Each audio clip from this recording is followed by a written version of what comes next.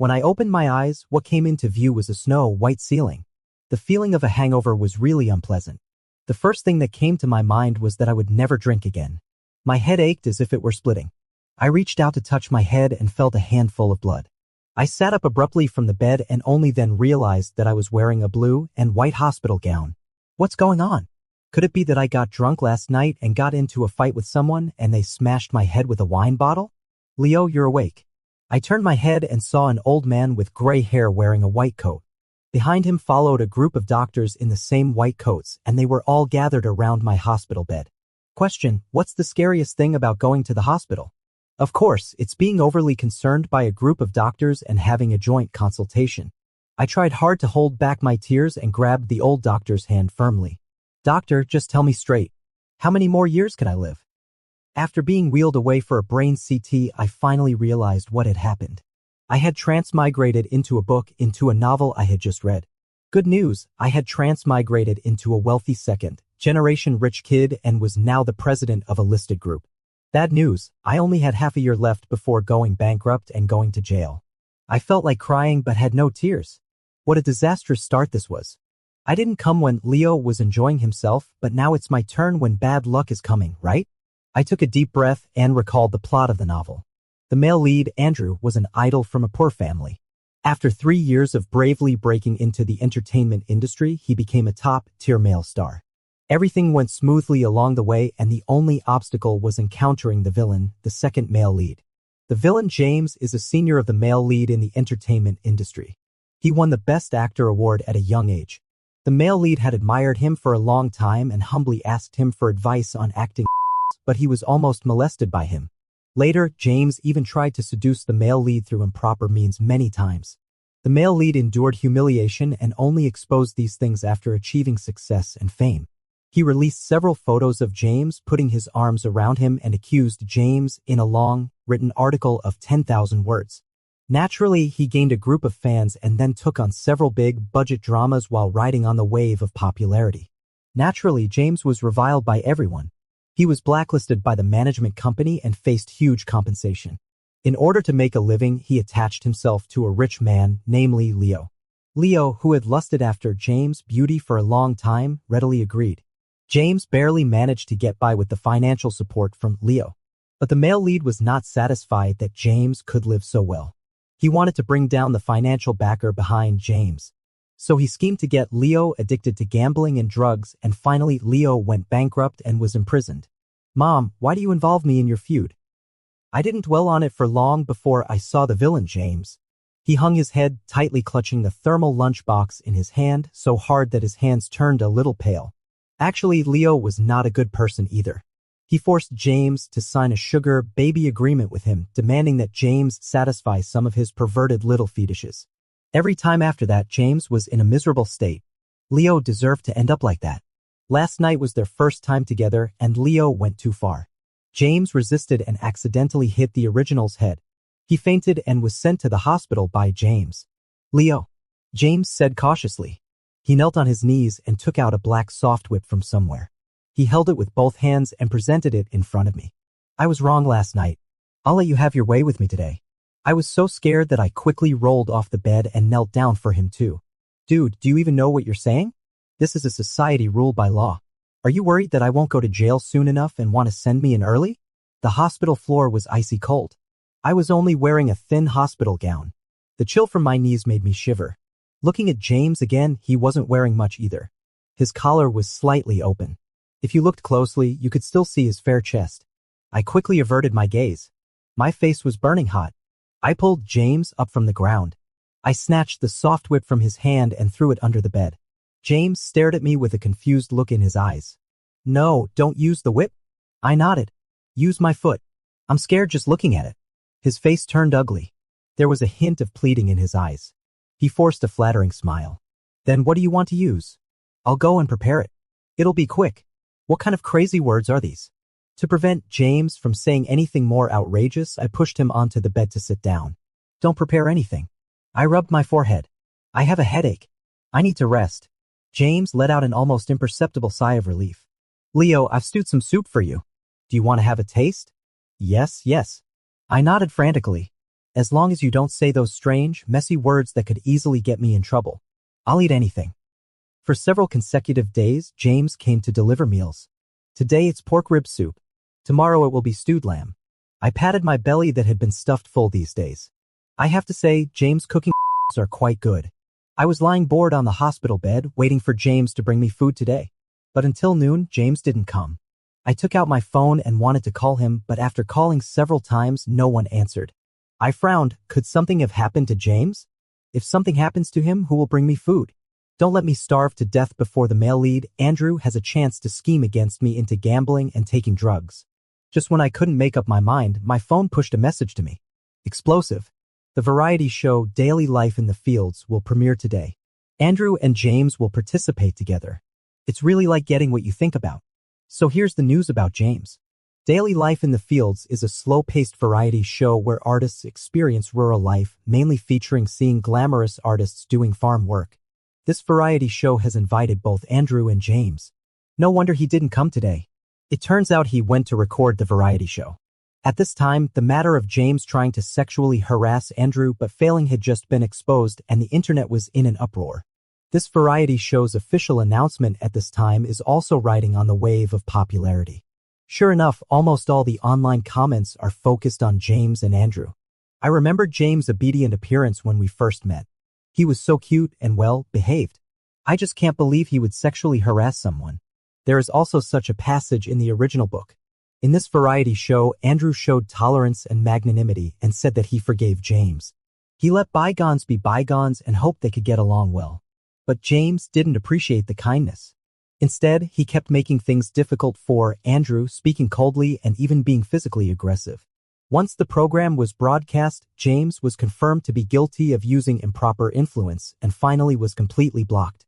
I pondered, if this program followed the rhythm of the original book, Andrew would become more popular and I would soon go bankrupt. This won't do. I have to mess up this program. Apart from anything else, Leo's identity as the president of a listed company is very useful. I asked someone to contact the program group. The program group immediately agreed to let me participate in the variety show as a special guest. I rubbed my hands eagerly and silently apologized to the director. This program might be ruined by me.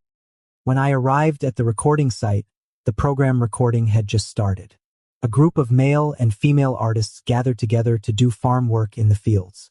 Their movements were clumsy, indicating that they had never done farm work before. But the audience just loved to see their favorite stars being in a hurry.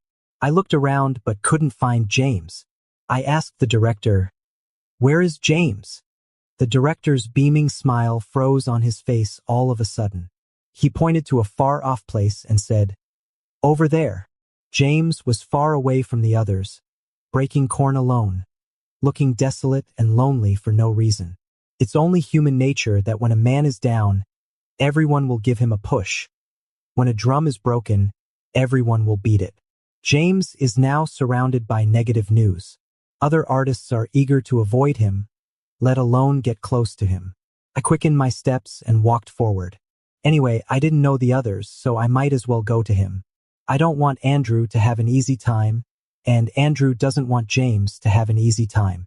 The enemy of my enemy is my friend. I have to get familiar with him first, and then conspire with him on how to bring down Andrew. The moment he saw me, James froze all over. His face turned deathly pale. Hesitating and stammering, he gently tugged at my sleeve and whispered, "See, could we not do it here? Wait until night." I was utterly confused. What on earth was he talking about doing at night? I gave James a hard poke on the forehead, leaving a red mark. I really wanted to crack open his head and see what was inside. It was broad daylight in a cornfield and right in front of the cameras.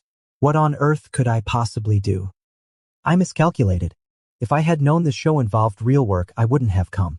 I originally thought everyone would just go through the motions in front of the cameras. I didn't expect that after more than an hour of work, the director's team still didn't call a halt. It was sweltering in the cornfield and I was already exhausted. James had rolled up his sleeves and trouser legs and fine beads of sweat had broken out on his forehead. However, the corn leaves were so sharp that they had cut numerous fine wounds on James' exposed skin. Yet James didn't seem to care about these wounds at all. He kept breaking off the corn cobs one after another with swift and decisive movements. I felt a tingling all over. I kept having this strange feeling that he was breaking off my head. I stopped his movements and gasped, "Aren't you tired? Do you want to take a break?" He shook his head. "I'm not tired, Leo." Then he sized me up, paused for a moment, and continued, "If you're tired, you can rest first. I can handle it myself." The program crew had assigned us a task for 2 people. If I didn't do my part, James would have to do double the work. And if we didn't finish, we wouldn't get any food. I gritted my teeth. Damn the program crew. I must be out of my mind to come here and suffer this kind of hardship. But since I'm already here, I can only grit my teeth and continue to pick corn. I don't know how much time has passed. The sun was already showing signs of setting. I was feeling dizzy when the director said we could take a break. My legs were so weak that I almost leaned on James and he dragged me back. He didn't seem to have any problem at all and still had the strength to hold me. I made up my mind to find time to go to the gym. Otherwise, if the audience knew that I was so much weaker than James in terms of physical strength, it would be so embarrassing. The accommodation arranged by the program group was a small wooden cabin. It was clean and tidy and the environment was quite nice. But I didn't have the mood to care about these things. I just wanted to have dinner and go to sleep as soon as possible. The director said embarrassedly we didn't expect Leo to come, so we prepared one less room. How about we play a game and the 2 losers share a room? Mom, I'm so exhausted that I have no interest in playing games with you. So I grabbed James and said, we'll share a room. No need to go through all that trouble. There were cameras during the day, so I couldn't conspire with James on how to deal with Andrew. We must share a room at night so that we can secretly talk under the covers. The director asked for James' opinion. James nodded and readily agreed it's the right thing to do. I was very relieved. Sure enough, we were on the same wavelength. We must come up with a plan tonight. The dinner was prepared by the program group. It was kind of them to realize that the guests were exhausted and didn't go so far as to make us cook by ourselves. James was silent at the dinner table while the other guests were having a great time. Occasionally, someone would flatter me and strike up a conversation. They wanted to keep a distance from James, but tried to curry favor with me. I pretended to be like the domineering CEO described in the novels, keeping a straight face to avoid one person after another from pulling me into conversations. I put all my thoughts on James. He was eating his meal in a half-hearted way. With such a small appetite, can he get full? I served him a bowl of soup and pushed it in front of him. I simply said, eat. Only when he is full can we figure out a way to deal with Andrew together. Speak of the devil. Andrew walked over with a teacup in his hand. Teacher Gu, it's also fate that we meet here. How about burying the hatchet? The program team doesn't allow drinking. I'll toast you with tea instead. James didn't even lift his head and said, there's nothing to talk about between us. I gave him a mental thumbs up. Well, done retort. Since James has spoken up with such a great teammate, I can't just stand by. I sneered and said, bury the hatchet? You've got a lot of nerve. You know exactly what the inside story of this matter is. I've scolded him anyway. After all, I'm acting as a domineering CEO and he can't do anything to me. For a moment, Andrew looked away guiltily and didn't dare to meet my gaze. Then he hurriedly said, Leo, you're joking, and went back to his seat. He was quiet and didn't say a word anymore. I straightened up. Oh no. Andrew's reaction is off. Could there really be an inside story? I grabbed James by the arm and pushed him towards the room under his surprised gaze. I have to ask James what on earth is going on. After we got back to the room, before I could even open my mouth, James started taking off his clothes. One piece after another, he stopped when he was left with only his underwear. The temperature in this room isn't high either. Why did he take off so many clothes? James was left with only a short-sleeved shirt on his upper body. He grabbed the bottom of it with both hands and tried to take it off several times but failed. Is he hot or not? James finally gave up trying to take off the short-sleeved shirt. Instead, he walked over towards me with his long legs, under my confused gaze. Slowly, then he suddenly threw himself into my arms. I wasn't prepared and was staggered backward by him. Fortunately, there was a bed behind me. We lay on the bed, thus avoiding the tragedy of falling to the ground. James closed his eyes and stammered, Song, Leo, thank you for not. In front of the camera today. I'm ready now. You can start. Nonsense, how could it be done in front of the camera? I couldn't discuss with him in front of all the audience how to get rid of Andrew, could I? However, he was ready before I even told him my plan. As expected of a villain, the efficiency of action is really high. I was very happy. Then tell me, what should we do next? James opened his tightly closed eyes and pointed at himself. Me tell? I said, yes. Aren't you all ready? Let me hear what you've prepared. James seemed to have made up his mind and began to undo the buttons of my clothes. I wasn't hot either. Why was he taking off my clothes? I looked at James, who was being serious and meticulous. Forget it. As long as he can find a way to help me get rid of Andrew, let him take it off. Although I don't understand, I can respect it. After he stripped me naked from the upper body, he grabbed the quilt and covered our heads with it. It makes sense. We should discuss the conspiracy under the quilt. There may be ears listening through the wall. He is really thoughtful. With the quilt over our heads, it was pitch black in front of my eyes. I stared blankly at James. Our skins were touching and I could clearly hear his breathing. The slightly warm air sprayed on my neck. My heart was also pounding. I grabbed James by the wrist and asked, then what? Come on, tell me. James' voice had a hint of sobbing. I can't. You do it, please. I reached out to wipe the tear from the corner of his eye. If you can't do it, it's okay. Why are you crying? I ruffled his hair. Faintly, I could see his soft hair drooping down. I asked him, I don't think Andrew is a good person. Is there some misunderstanding about what he said that you sexually harassed him? Yes. James replied firmly, Leo, I've never been taken advantage of by others. I felt something was off. Never mind. It doesn't matter. Then why does James hate you so much and release the photos that seem to show you forced him? Those photos were taken at an angle. He got me drunk. He wanted to give me to some men for their pleasure. I fought back desperately. I offended several big bosses. They wanted to blacklist me. I can't afford the breach of contract fee. I have a younger brother who is still in school. Don't worry. I'm clean. James' voice was calm, as if he was talking about something that had nothing to do with him. Although his words were fragmented, I roughly understood what he meant.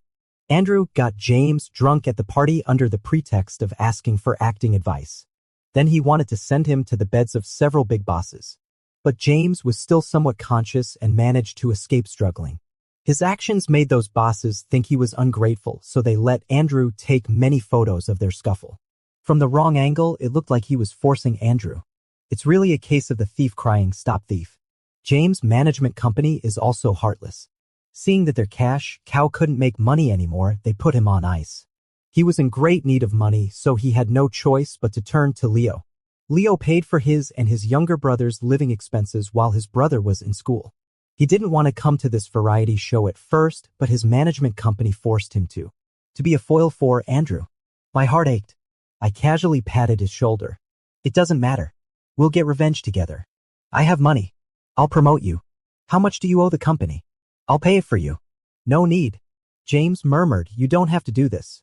According to the agreement we signed, you have no obligation to do this. He rubbed against me again. Shall we continue? I was taken aback and pushed him away, wrapping myself tightly in the quilt. Stop having such thoughts and go to sleep quickly. Later, I tore up that sugar daddy agreement. It turns out that the truth is like this, which is completely different from what was written in the original book. Is a scumbag like Andrew even worthy of being the male lead? I suspect that I spent money to buy a pirated novel. The villain that everyone hates is actually the victim. He should have been a noble and elegant person, standing in front of the screen and being popular among the audience with a glorious future. But he ended up in such a situation and was toyed with by Leo. Since I'm here, I won't let him repeat the same mistakes. Soon, the steady breathing sound of James came. I couldn't fall asleep instead. To be honest, James' appearance just hits my aesthetic point. With a beauty by my side, I can still feel the residual warmth of his body just now. After a long while, I let out a long sigh and got up to take a cold shower obediently. James woke up at some unknown time. He moved to my ear and said, I can do it, Leo. What nonsense. I took that cold shower in vain. Unable to fall asleep in the middle of the night, I sat up and called Henry, asking him to investigate Andrew. Henry agreed groggily. I should have woken him up from a sound sleep. Being a domineering CEO feels so great. Henry, are you being polite? The next morning, I showed up with 2 dark circles under my eyes. Yawned listlessly. I'm so sleepy. The director was still rambling on about today's tasks. So annoying. Why hasn't this show gone bankrupt yet? I took the task card given by the director, which said to buy a bunch of groceries with 20 yuan. I roughly estimated the prices. Those groceries would cost around 200 yuan in total. Buying 200 yuan worth of things with 20 yuan. Why don't you just go and rob people? I followed James as he was bargaining with the vegetable seller. He was full of witty remarks, one after another, completely different from the one who sat in my arms last night. The vegetable selling aunt praised him in her accented local dialect while packing the vegetables. For the sake of your good looks, I'll give you a discount. Sure enough, good-looking people can get ahead everywhere. James also beamed with a big smile, as if the once high-spirited movie star had come back. The vegetable selling aunt didn't know the online remarks, so she was full of kindness towards James. If it weren't for Andrew's deliberate frame-up and James suffering a great misfortune, he should also be so energetic now. I cursed Andrew for the 100th time. I'll deal with him sooner or later. After the show was broadcast, like in the original book, it received a lot of attention. With me here, Andrew didn't dare to cause trouble for me, and James and the program editors didn't dare to mess around either. So the effect after broadcast is still quite objective and fair. He was talking about the thing that James was working silently in the cornfield picking corn. But there was still a deluge of malicious remarks. I didn't let these remarks continue to exist. Henry is extremely efficient. Soon, he had presented the evidence of Andrew framing James to me in full. At the same time, they also found out Andrew's dirty deeds over the years. He has helped several tycoons for me before he got his current resources. No wonder he fabricated the rumors so convincingly. It turns out he has done such things himself. He looks elegant and gentle in public, but behind the scenes he resorts to any means for profit. He has completely fallen from grace. I contacted a lawyer and asked him to sue Andrew according to the process. Netizens were also in an uproar. So James was the one who was wronged. I said that a hard, working person like James couldn't be a bad guy. I showed my phone to James. Look, there are still many people in this world who love you. I added silently in my heart, including me. But it's too early to say that. I'll choose a suitable time to confess my love to him. James held my hand that was holding the phone and stared into my eyes, which were full of sincerity. Thank you, Leo. He asked me, is there anything you need me to do? I shook my head. There really wasn't. I always felt that a look of disappointment flashed across his eyes. Thanks to the program, I've also become popular. To be precise, James and I have become popular together. The audience quickly dug out my identity, and then there were many inexplicable remarks that I found quite interesting. Leo. James took off his apron. Dinner is ready. I quickly closed my phone and hid it behind my back. James insisted on doing something for me, and I couldn't refuse. Thinking that the food he cooked was really delicious, I asked him to cook for me. He then naturally moved in and lived at my place. At the dinner table, he apologized to me very seriously again. I waved my hand and said, no need. I'm already very content to have someone cook for me for free. But he bit his lower lip and lowered his eyes. Actually, you can do whatever you want to me. Why is he still saying this nonsense? Even if I want to do something, it's not the right time now, okay? Falling in love should happen naturally. I didn't expect Andrew to still cause trouble at this point. He somehow got my phone number and invited me out for dinner. I went. I just wanted to find an opportunity to scold him. James, on the other hand, looked a bit embarrassed when he knew I was going to the dinner. He asked, do you not like me anymore? He is so straightforward. I'm not even ready to confess my feelings to him yet. Before I could answer, James put a scarf around my neck. Go ahead. It's cold outside. Wear more.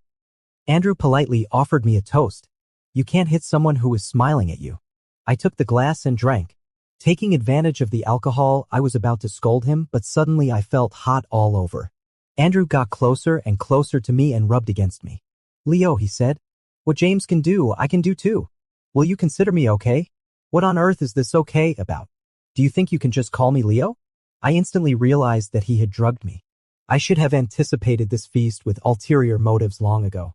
Relying on my last bit of willpower, I called James. Come and pick me up. Almost the next second, he opened the door from the outside. But my mind was no longer able to figure out why he came so quickly. I only knew that I was taken to the car by James. And then from the car to the bed. Early the next morning. When I woke up, I was holding a warm body in my arms. Who is this? Oh, it's James. Wait, is it James? His body was covered with marks. Left by me. The memories of last night came flooding back. I originally wanted to take things slowly, but that bastard Andrew messed it up. Oh no, doesn't James think I'm just lusting after his body? Well, although I really do lust after his body. How should I explain that I'm not just lusting after his body? James slowly opened his eyes. I asked him nervously, Are you okay? I'm fine, Leo. I reached out and touched his waist and he let out a pained grunt. You said you're okay, little liar. He wrapped his arms around my neck and said, Please don't like Andrew, okay? When did I ever like Andrew? Do I look like a philandering scumbag who falls out of love easily? James got even closer and said, I'll cooperate with whatever you want to do. I only love you and no one else, I said. He gave me a sweet smile and said, Then do you want to continue? Early in the morning with my lover in my arms and saying such things, if I endure it any longer, I'm not a man. The court's verdict came out quickly. Andrew was arrested and imprisoned. Cleared James of all charges. Now it's Andrew who is being bashed by the whole internet. Water can carry a boat, but it can also capsize it. When he framed James by using the sympathy of his fans, he should have thought of this ending. The pearl was covered in dust and now the dust has finally been wiped away. On a whim, I found James' old dramas. He played a general who fought on the battlefield. He played an emperor who ruled the world. Every character was vivid and full of life. He is naturally suited for this profession. I noticed that every time I played his dramas on TV, James would be in a daze. But when I looked at him, he would quickly hide his emotions. He pretended nothing had happened and smiled at me. I pulled him into my arms and kissed the top of his head. If you like acting, just go for it. Many fans are waiting for you. Since he loves acting, I naturally can't hold him back. I've already paid his liquidated damages. Now he's not restricted by the company and can act in whatever he wants. James nuzzled closer into my arms. You're so nice, Leo. I teased him. I'm waiting for your acting fees to support me. Okay, he said. I'll give you all the money I earn. How cute. He stepped back onto the stage that belongs to him. He'd be away for months when going out to film. I poked at the cold takeout with chopsticks. The first day of missing James. We were still being intimate last night, but he was gone when I woke up this morning. He left me a note. I'm going out to film, Leo. I don't know when he'll be back. Heartless and callous. Leaving me alone in the empty room. I called Henry and told him to handle the company's affairs well. Henry, why is it me again? Whoever wants to do this job can have it. Then I packed my luggage and went to visit James on the set. I can't stand a single day without my partner. If the mountain won't come to me, then I'll go to the mountain. James' perspective, my name is James.